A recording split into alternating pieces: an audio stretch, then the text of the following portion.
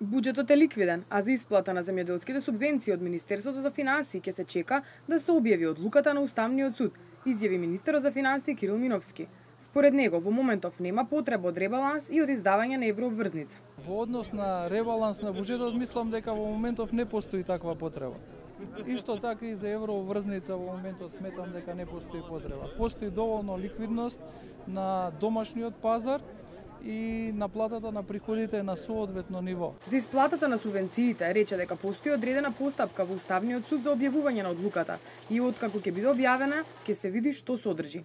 Мислам дека постои опрена постапка во Уставен суд, каде што неколку дена се врши едитирање на тоа што ќе биде објавено. Откако ќе биде објавено решението, ќе го прочитаме, ќе видиме што има во решението. Европската комисија денеска во својата пролетна проекција за раст на европската економија прогнозира раст од 2,9% на македонската економија годинава, додека проекциите за следната година се 3,2%.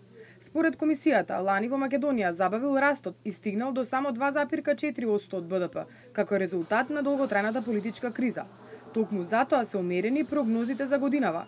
Очекувањата се дека во наредниот период дополнително ќе зајакнат вработувањата, благодарение на мерките за вработување. Растот на извозот ќе остане стабилен како резултат на фабриките на странските инвеститори.